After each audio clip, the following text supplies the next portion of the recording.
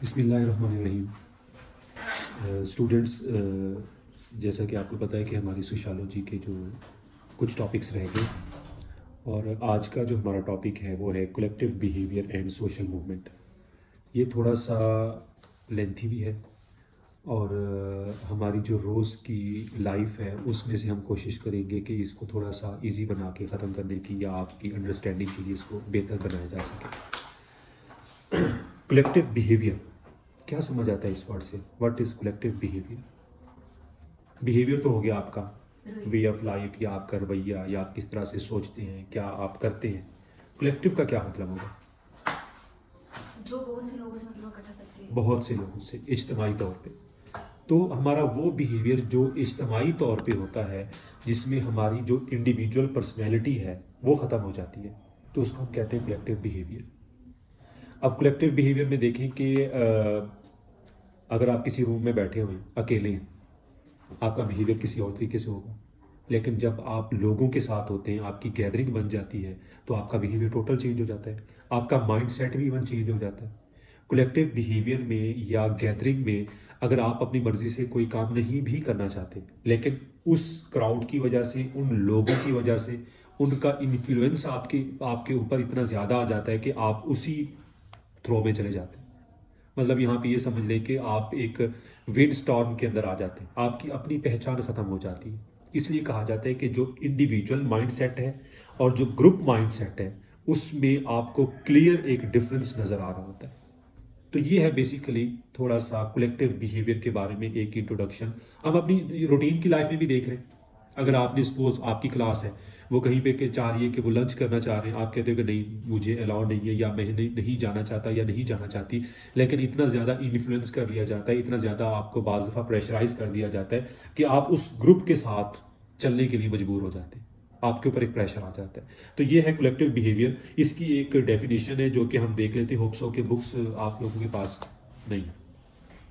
Collective behaviour is unstructured and is not according to some planning. एक तो ये unstructured होगा ग्रुप बिहेवियर, और इसकी कोई प्रॉपर प्लानिंग भी नहीं होती। इसके आगे जब हम एग्जांपल्स देखेंगे तो आपको ये चीज़ें समझ आ जाएंगी। It is produced out of unstructured social situation. कोई भी सोशल सिचुएशन हो सकती है जो कि अनप्रिडिक्टेबल है, और उस सोशल सिचुएशन की वजह से जो आपका ग्रुप बिहेवियर है या जो आपका कलेक्टिव बिहेवियर है वो इमर्ज होता है, और अकॉर्डिंग टू द सिचुएशन आपका बिहेवियर उस तरीके से हो जाता है, आपकी पर्सनैलिटी उस तरीके से हो जाती है, या आपका जो बिहेवियर या एटीट्यूड है वो भी उसके मुताबिक ही हो जाता है। इसकी बहुत सारी एग्जांपल्स हैं कि कोई क्राउड जमा हो गया, कोई मॉब आ गया, कोई राइट्स हो गए, कोई पब्लिक ओपिनियन आ गया, कोई पब्लिक एजेंडा आ गया, कोई पब्लिक प्रोपागेंडा आ गया, तो उस बेस पे लोगों का जो बिहेवियर है वो चेंज होता जाता है। इसकी कुछ करेक्टरिस्टिक्स भी हैं। इसकी जो फर्स्ट करेक्टरिस्टिक्स है वो ये है कि ये टेम्परेरी इन नेचर होता है। जो ग्रुप बिहेवियर आपका होता है थोड़ी देर के लिए होगा, वो ख़त्म हो जाएगा। उसके बाद इसके लिए कोई रूल्स या रेगुलेशंस या कोई नॉर्म्स नहीं होते। कोई काम हुआ, कोई एक्शन हुआ, ग्रुप डिस्पर्स हो गया, कोई रूल्स नहीं है, कोई रेगुलेशंस नहीं है। और उसके बाद जिस तरह से मैंने पहले कहा कि ये अनप्रिडिक्टेबल होगा इसका जो बिहेवियर होगा। फिर इसकी पहले से कोई प्लानिंग भी नहीं होती। अच्छा, इसके जो और करेक्टरिस्टिक्स हैं वो ये कि समटाइम्स इसमें कोई कल्चर भी इन्वॉल्व हो जाता है। आगे एग्जांपल्स में जब दूंगा तो ये चीज़ें आपको क्लियर हो जाएगी कल्चर किस तरीके से इन्वॉल्व होता है। इसके अलावा कोई ऐसा इवेंट जो रूटीन में ना हो रहा हो, एक अनयूजुअल इवेंट, एक अनयूजुअल सिचुएशन, उसकी बेस पे भी ये कलेक्टिव बिहेवियर सामने आ जाता है कि रूटीन में ऐसे मामलात नहीं हो रहे थे, एकदम से कोई बात सामने आई, कोई ऐसी सिचुएशन पैदा हुई जिसकी बेस पे लोगों का बिहेवियर चेंज हो गया। और बाज़ दफ़ा हमारे किसी बिलीफ को जब टच किया जाता है, लाइक एज अ मुस्लिम, अगर हमें पता लगे कि किसी ने कोई हमारे मज़हब के ख़िलाफ़ कोई ऐसी कोई बात की, तो हमारा बिहेवियर एकदम से चेंज हो जाता है। ये भी कलेक्टिव बिहेवियर होता है। जब कलेक्टिव बिहेवियर की हम एग्जांपल्स देखते हैं, हमारे पास क्राउड बिहेवियर आ जाता है, मैस बिहेवियर आ जाता है, और पब्लिक एंड पब्लिक ओपिनियन आ जाती है। अब हम देखते हैं एग्जांपल्स को। क्राउड क्या होता है बेसिकली? हजूम। हजूम।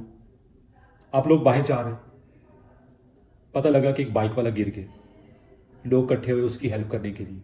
वो जो क्राउड है उसका कोई बिहेवियर, कोई रूल्स रेगुलेशन तो नहीं है कि अगर कोई बाइक वाला गिरेगा उसका एक्सीडेंट होगा, अगर दो गाड़ियां हिट होंगी तो जब लोग इकट्ठे होंगे तो इन इन चीज़ों का ख्याल रखना पड़ेगा।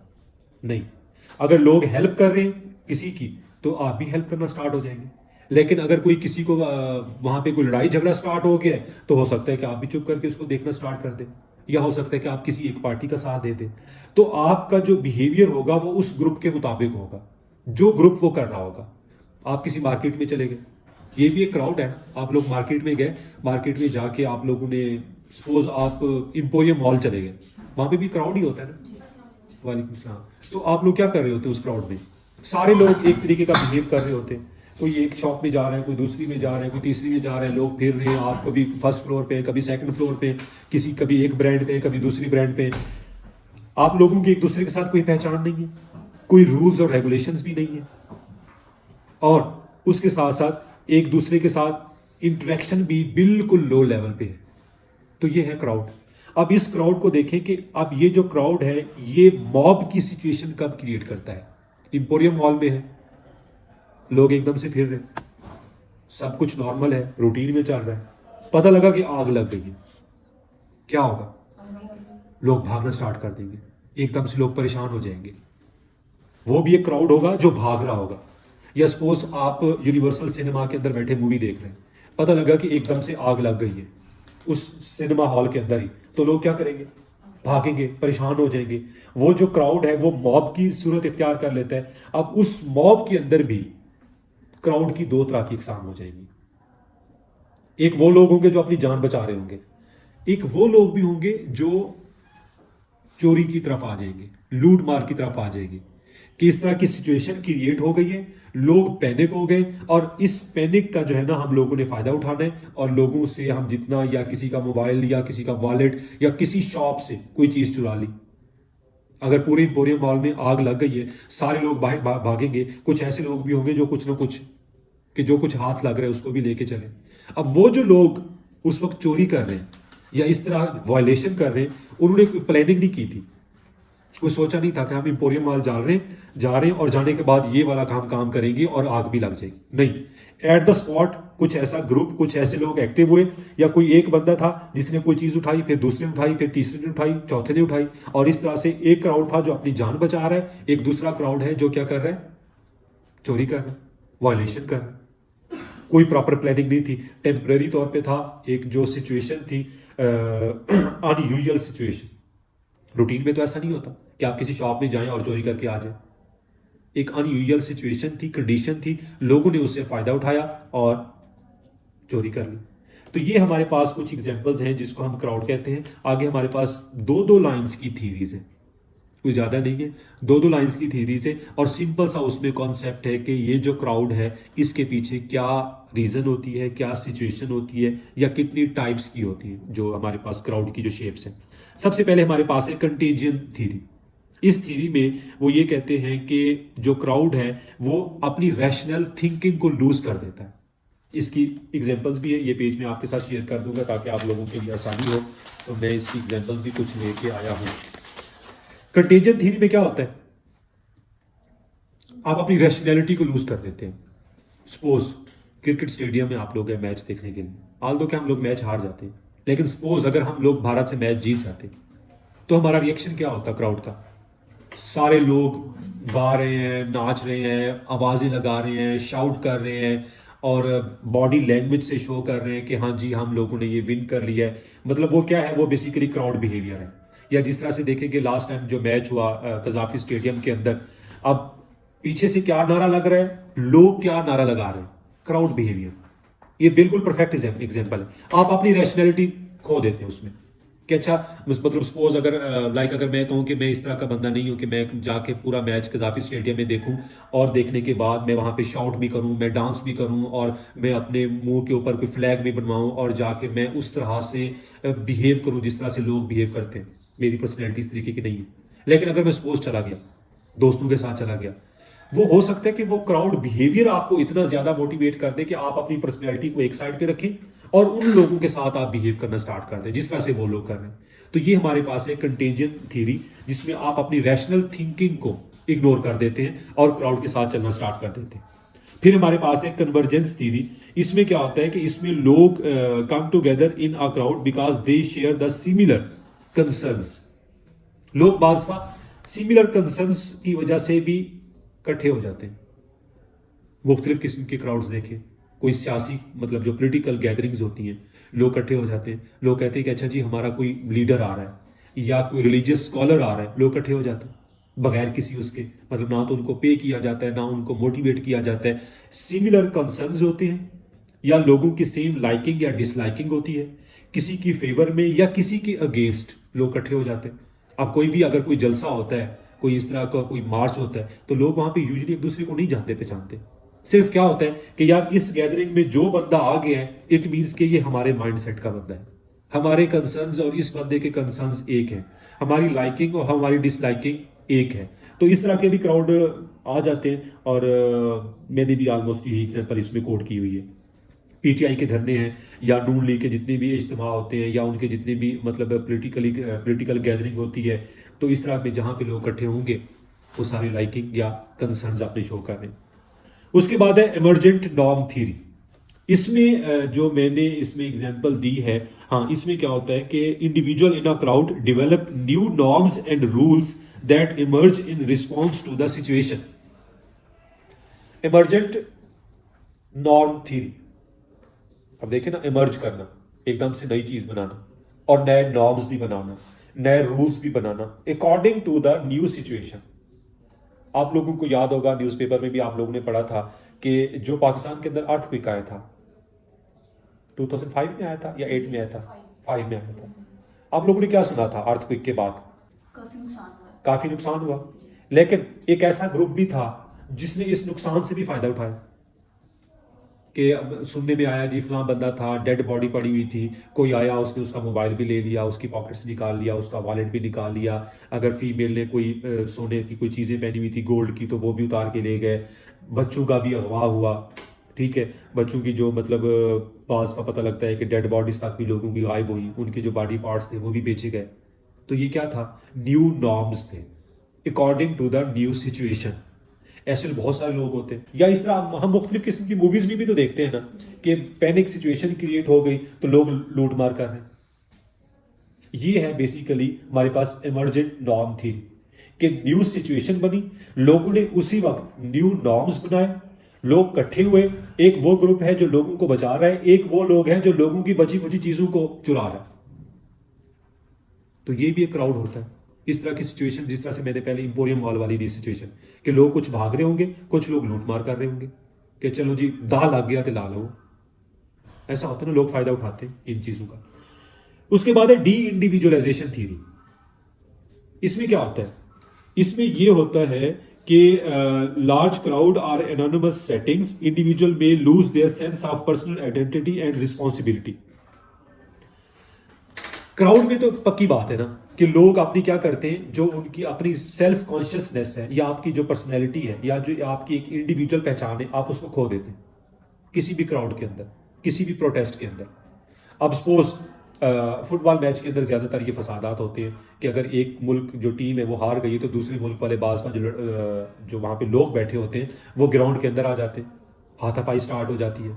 क्रिकेट मैचेस के दौरान भी हुआ है, बहुत सारे ऐसे वाक़यात हुए कि पाकिस्तान और इंडिया का मैच हो रहा है, पाकिस्तान मैच हारा है या इंडिया मैच हारा है, तो इवन हेलीकॉप्टर को बुलाना पड़ गया, टीम को रेस्क्यू करना पड़ गया उस क्राउड से बचाने के लिए। अब जो हमारा कजाफी स्टेडियम नया बना है, उन्होंने उसके बीच में एक बाउंड्री भी लगा दी है ताकि जो लोग हैं मैच देखने के लिए आए हुए हैं, कम से कम वो उस बाउंड्री को क्रॉस करके ग्राउंड में ना आ सके। तो इसमें क्या होता है कि आप इतने इमोशनली अटैच होते हैं अपनी टीम के साथ या उस सिचुएशन के साथ कि आप लोग क्या करते हैं कि फसादात स्टार्ट कर देते हैं कि हमारी टीम हारी है तो क्यों हारी है। इंडिया के अंदर भी इस तरह की सिचुएशन कई दफ़ा पैदा हुई है, पाकिस्तान के अंदर भी कई दफ़ा पैदा हुई है कि हमारे खिलाड़ी एयरपोर्ट पे आए, स्पेशली रात की फ्लाइट ली है और चुपके से निकल गए अपने घरों में, बाहर लोग खड़े हुए थे लड़ने मारने के लिए। तो ये है बेसिकली डी इंडिविजुअलाइजेशन थ्योरी, जिसमें आप अपने सेल्फ को खो देते हैं, आपका बिल्कुल फोकस होता है उस सिचुएशन के ऊपर जो उस वक्त चल रही होती है। उसके बाद हमारे पास है सोशल आइडेंटिटी थ्योरी। इसमें सोशल आइडेंटिटी थ्योरी में मैंने क्या एग्जांपल ली है, हाँ कभी किसी कॉन्सर्ट में पार्टिसिपेट किया, किसी कॉन्सर्ट में आतिफ असलम का हो गया, किसी और का हो गया, किसी भी सिंगर का हो गया, कॉलेज में वो जो एक सिचुएशन होती है, मतलब अच्छा, चलिए आप लोगों ने देखा तो होगा ना, टीवी में देखा होगा, या आप लोगों ने माइकल जैक्सन की कोई वीडियो देखी हो पुरानी जिसमें वो अपने उसमें आता है और लोग किस तरह से पागल हो जाते हैं।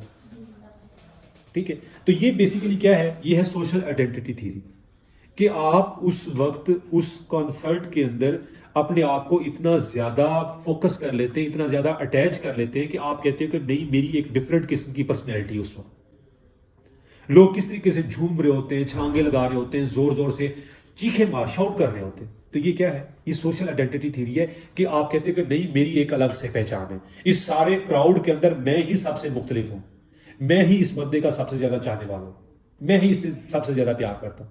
तो ये है बेसिकली आपकी सोशल आइडेंटिटी थ्योरी। ये इस तरह की सिचुएशंस में पैदा होती है कि जब आप देखते हैं कि आप बास का कोई रिलीजियस स्कॉलर भी आ जाए तो लोग उनके बयान को सुन के रोना स्टार्ट कर देते हैं, इमोशनली उनके साथ इतना ज़्यादा अटैच हो जाते हैं। तो ये भी एक है, एक सिचुएशन है सोशल आइडेंटिटी थ्योरी, कि उस सिचुएशन में भी आप कहते हैं कि नहीं, मेरी एक डिफरेंट किस्म की आइडेंटिटी है, और उसमें जितने भी पार्टिसिपेंट होते हैं वो सबकी यही सोच होती है कि मेरी आइडेंटिटी सबसे मुख्तलिफ है। तो ये है बेसिकली हमारे यहाँ मुख्तलिफ किस्म के क्राउड्स, मुख्तलिफ किस्म का मॉब जिसमें लोग इकट्ठे होते हैं, और लोगों का बिहेवियर और लोगों का जो थिंकिंग लेवल है वो चेंज होता है, और सिचुएशन के मुताबिक वो अपने बिहेवियर को और अपने एटीट्यूड को वो चेंज करते जाते हैं। इसके अलावा हमारे पास क्राउड बिहेवियर की कुछ टाइप्स भी हैं। ये तो हमारे पास थीरीज थी, कुछ टाइप्स भी हैं। उस टाइप्स में हम देखते हैं कि सबसे पहले जो हमारे पास टाइप आती है वो है कैजुअल क्राउड। ये क्या होगा कैजुअल क्राउड?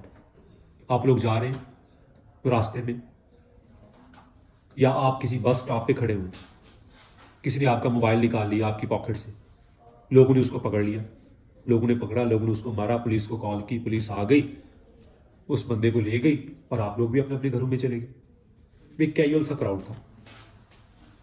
ठीक है, या बाज आपने देखा कि रोड साइड पे कोई दो लोग लड़ रहे हैं, आप लोग थोड़ी देर के लिए रुके, देखा क्यों लड़ रहे हैं, किस लिए लड़ रहे हैं, 1 मिनट 2 मिनट 3 मिनट तमाशा देखा, फिर आगे चले गए। किसी गाड़ी का एक्सीडेंट हो गया, थोड़ी देर के लिए देखा, बातचीत की लोगों से, सिचुएशन को देखा कि हाँ जी ठीक है, उसके बाद जैसे ही आपका इंटरेस्ट लूज हुआ आप लोग आगे निकल गए। ये है कैजुअल क्राउड।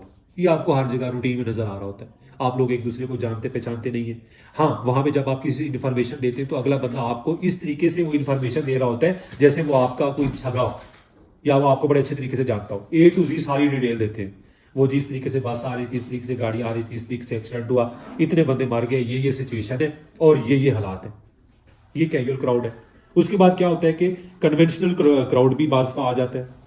कन्वेंशनल क्राउड क्या होता है कि वही क्रिकेट मैच वाली एग्जांपल इसमें कोट कर ले, ये कन्वेंशनल क्राउड है। जिन लोगों का इंटरेस्ट होगा, क्रिकेट मैच हो गया, फुटबॉल हो गया, वॉलीबॉल हो गया, कोई कबड्डी हो गई, कोई इस तरह की कोई सिचुएशन हो गई, लोग इकट्ठे होते हैं।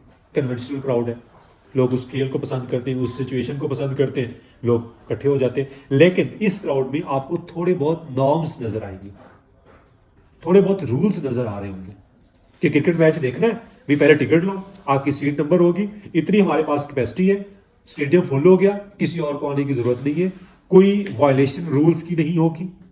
उस वक्त जो आपका बिहेवियर होगा वो एक्सेप्टेबल है, लेकिन अगर आपने लॉ को तोड़ने की कोशिश की तो आपको पनिशमेंट मिलेगी।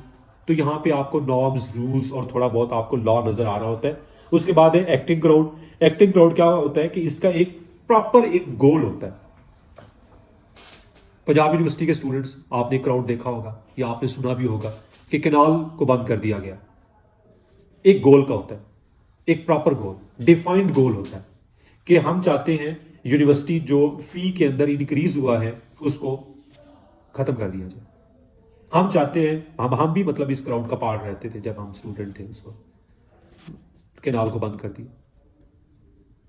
लोग परेशान होंगे, लेकिन एक प्रॉपर गोल है। उस क्राउड में लोग एक दूसरे को नहीं जानते, सबको पता है कि हम पंजाब यूनिवर्सिटी के स्टूडेंट्स हैं, कोई किस डिपार्टमेंट से है किसी को नहीं पता। वो गोल, वो टारगेट अचीव होता है तो वो क्राउड एकदम से डिस्पर्स हो जाता है। फिर एनोनिमिटी का फैक्टर होता है, लोग एक दूसरे को जानते पहचानते भी नहीं होते।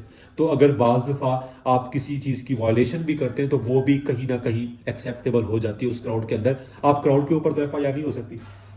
और ये 200 बंदा था और उसने आके गाड़ियां जला दी, 10-12 गाड़ियां जला दी या तोड़ फोड़ कर दी, किसके ऊपर FIR होगी? किसी के ऊपर नहीं हो सकती। तो लोग इस एनोनिमिटी का भी फायदा उठाते हैं और अपने गोल को अचीव करने के लिए, या उसके अंदर भी बहुत सारे लोग अपने अपने टारगेट को अचीव करने के लिए आ जाते हैं, उसका पार्ट बन जाते हैं। जैसे ही उनका वो काम कंप्लीट होता है डिस्पर्स हो जाते हैं। Expressive crowd, in this crowd people express their feelings and emotions by physical actions like dancing, singing, speech, slogans and other activities। इस तरह का भी कोई ना कोई क्राउड होता है। जिस तरह से ये अभी आपका मार्च में होगा 8 मार्च को एक औरत मार्च होता है, मुख्तलिफ किस्म के स्लोगन्स होते हैं, प्ले कार्ड्स होते हैं, पोस्टर्स होते हैं, लोग वहाँ पे इकट्ठे होते हैं, थोड़ी देर के लिए आते हैं, एक दूसरे से बातचीत करते हैं और उसके बाद डिस्पर्स हो जाते हैं। कोई और क्राउड भी हो सकता है, आपका कोई फेवरेट पर्सनैलिटी आ रही है, कोई रिलीजियस स्कॉलर्स आ रहे हैं, कोई इस तरह की कोई पर्सनैलिटी आ रही है, तो आप वो प्ले कार्ड्स या स्लोगन्स या कोई डांस करके, कोई नारे लगा के, कोई इस तरह की चीज़ें करके आप अपनी जो क्राउड की जो एक बिहेवियर होता है आप उसको शो कर रहे होते हैं। तो ये होता है एक्सप्रेसिव क्राउड। तो ये मुख्तलिफ किस्म की चीज़ें हैं, मुख्तलिफ किस्म के क्राउड्स हैं। हम अपनी डेली लाइफ में इस तरह की चीज़ों को देख रहे होते हैं। बाज़ शादी ब्याह पे भी एक क्राउड सा होता है, लेकिन वो लोग एक दूसरे को जानते पहचानते होते हैं। लेकिन अगर बाज़ सपोज मैं किसी के वलीमे पे जा रहा हूँ, मेरे दोस्त के भाई का वलीमा है, तो एक या दो लोग मुझे जानते हैं। एक है तो एक क्राउड ना, एक खास पर्पज़ है, वो क्राउड आएगा, रोटी खाएगा, मिलेगा और उसके बाद चला जाएगा। ईदैन पे भी लोग इकट्ठे होते हैं, ये भी एक क्राउड है, ये भी एक एक्सप्रेसिव क्राउड है ना, एग्जाम्पल है। मतलब इसमें कुछ नॉर्म्स आ गए ना, जहाँ पे भी नॉर्म्स आ जाएंगे, कुछ रूल्स आ जाएंगे। मतलब ये तो नहीं है कि एक बंदा कहता है, जिस तरह से हम मतलब जेंट्स जाते हैं ईद नमाज पढ़ने के लिए कि अच्छा यार मेरी पहली रकात छूट गई, दूसरी रकात में पढ़ के फिर जब मौला साहब सलाम फेरेंगे तो मैं बाद में पढ़ लूंगा। ऐसा नहीं है। हम मतलब जब हम जमात के साथ नमाज पढ़ते हैं, अगर हम चौथी रकात में भी मिल गए तो बाकी 3 हम बाद में पूरी करते हैं। लेकिन ईदैन का एक अपना एक रूल है, कुछ नॉर्म्स हैं कि ये ऐसे होगी, ऐसे होगी, 6 तकबीरें जायद होंगी। तो ये हमारे पास क्या है, कन्वेंशनल, जहाँ पे कुछ नॉर्म्स रूल्स आ जाए, कुछ लॉज आ जाए कि नहीं अगर आपकी एक रकात भी रहेगी तो आपकी समझ लें कि ईद की नमाज गई, लेकिन उसका कोई गुनाह भी नहीं। ठीक है, अगर आपने पढ़नी है पढ़ ले, नहीं पढ़नी करना अपने। क्राउड की कुछ करेक्टरिस्टिक्स भी हैं। सजेस्टेबिलिटी, कि क्राउड क्या करता है कि दूसरों की राय को बड़े अच्छे तरीके से ले लेता है। जो लोग उसको सजेस्ट कर रहे होते हैं बड़े अच्छे तरीके से एक्सेप्ट कर रहा होता है। सजेस्टेबिलिटी मतलब उस वक्त हम दूसरों की बात को एक्सेप्ट करने के लिए फुली तैयार होते हैं, 100%। जिस तरह से अगर वहां पे तोड़ फोड़ हो रही है तो लोग भी तोड़ फोड़ करना स्टार्ट कर देंगे। उसके लिए कुछ मोटिवेशन सॉन्ग भी लगा दिए जाते हैं, कुछ बैनर्स भी होते हैं, या कोई एक बंदा और लीडर होता है जो लोगों को मोटिवेट कर रहा होता है, लोग उसके कहने पे सारा कुछ करते चले जाते हैं। उसके बाद एनोनिमिटी, जान पहचान नहीं होती। हाँ, जान पहचान नहीं होती, लोग एक दूसरे को नहीं जानते। पहले भी हम इस चीज को डिस्कस कर चुके हैं कि अगर यहाँ से अभी 2000 बंदा निकले और लाहौर की तरफ मूव करना स्टार्ट कर दे और जाके गाड़ियाँ तोड़ना स्टार्ट कर दे, हो सकता है हम ही उस क्राउड का पार्ट बन जाए, लोग फिर डिस्पर्स भी हो जाएंगे। या पिछले 2-4 सालों में, 5 सालों में अगर आप थोड़ा सा अगर आप पास में जाएं तो रिलीजियस ग्रुप्स को देखें, रोड्स ब्लॉक कर दी, लोगों की गाड़ियाँ जला दी, पुलिस के ऊपर फायरिंग कर दी या पथराव कर दिया, कहीं आग लगा दी, तो किसी के ऊपर कोई FIR नहीं। एनोनिमिटी है। और उस एनोनिमिटी के साथ देखें कि सजेस्टेबिलिटी भी है कि कहीं से इंफॉर्मेशन आ रही है, कहीं से वो चीज़ें आ रही हैं और लोग उस चीज़ों को एक्सेप्ट भी कर रहे हैं और उसको साथ भी लेके चल रहे हैं। उसके बाद स्पॉन्टेनियस, एकदम से क्राउड इकट्ठा होता है, एकदम से क्राउड इकट्ठा हुआ, एकदम से क्राउड डिस्पर्स हो गया। ठीक है, और उसके बाद है इनवल्नरेबिलिटी। एक होता है ना वल्नरेबिलिटी, एक होता है इनवल्नरेबिलिटी, कि जिसमें आपका ये होता है कि क्राउड के हर मेंबर को ये लगता है कि मैं प्रोटेक्टेड हूं, मेरा फेस रिकॉग्नाइज्ड फेस नहीं है। वल्नरेबिलिटी, जिसमें आपको लगता है कि नहीं मैं जो है ना इस वक्त इम्यूनिटी है मेरे पास, मुझे कुछ भी नहीं हो सकता, अगर मैं कहीं तोड़ फोड़ भी करूंगा, कोई चीज़ डैमेज भी करूंगा तो इट डजेंट मैटर।